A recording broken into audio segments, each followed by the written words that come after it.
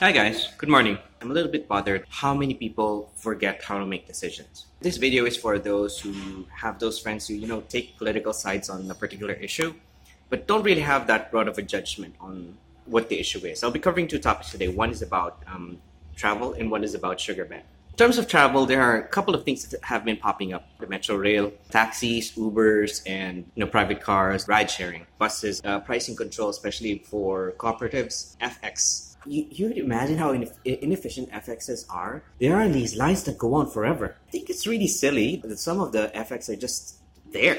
There are so many people and they can't drive, and that's part of the licensing, and that's the structure that it's built upon. And then there's also that discussion about jeepneys being modernized. Jeepneys should be modernized, and we should spend for this, and we should shoulder the change. Traffic is not like a big problem. It's a particular area per particular area. Solution is not really to modernize a particular form of transport. A lot of people don't see it this way, that there's just one problem. In a particular area, there's this volume of people having to go from one location to another location. It doesn't really matter about the form of transportation they're using.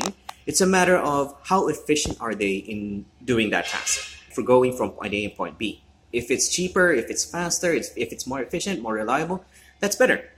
If it is inefficient for a particular mode of transportation to cater to all of the demand, maybe that's not the right form of transportation. It's not like modernizing one to fit another's need. So if you have people lining up 100 and 200, it's crazy that they have to use the same form of transportation. And us trying to put limits on these individual modes of transportation is like a non-government approach. I think it's something wrong. I'm not recommending a particular one in case of the other. Regulating is a difficult task. Sometimes you might have come up with the best solution just because people will lose jobs from that shift. Especially if on your using end, you would fight for your life. You would fight for your job. You would fight for your money, form of livelihood. But you can be part of that change.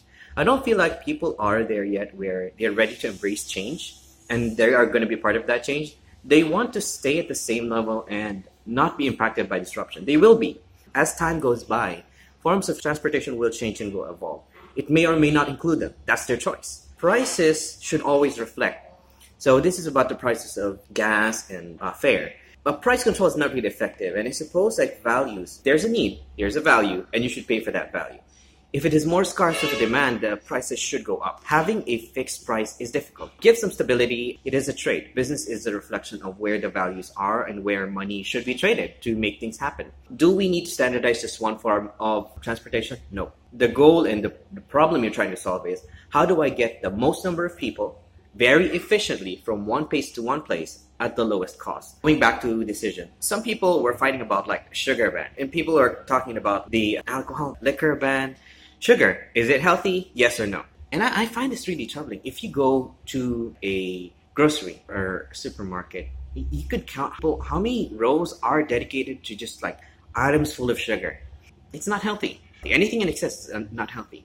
Anything that is too less is unhealthy. So should we ban it because it's too much for the soda? Yes, I suppose we should. People drink sodas like it's water. Their bodies are not made for that, and it will impact them in the long run. How does this impact me in the long run? I would want hospital bed space. I think prices of hospitals go up, not just because of the demand. And if we could somehow decrease the demand for hospital use, that's a good thing. Going back, so people sometimes make decisions on their political stance, not focusing on the particular problem or what their particular problem is. They're sometimes breaking their relationships on, there will be people who will lose jobs. The shift will happen now or in the future. Things that are more efficient, are more effective, and deals with the right problems eventually win, whether or not businesses are there to stop them. There are some businesses who are really big, who can really fight and make sure that everything isn't efficient, can appear really good just because they give jobs to people and make sure people don't lose their jobs.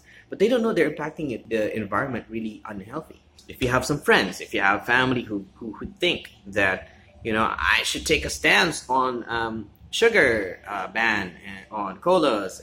Should I take a stance on modernizing jeepneys? You're fighting the wrong battle. You're fighting the wrong battle, and you can help them by sharing this video with them on remembering what the problem is and how you're solving for it. You don't have to lose your relationships. You just have to think forward. Make sure that your friends are fighting for the right things, very specific. And if you want more content like this, go ahead and subscribe, like that page and follow me on I Think Forwardly Twitter. Thank you all for watching. I would like to know your comments. If you have any about any of the two topics I covered today, and generally the main idea that it is about what the problem is.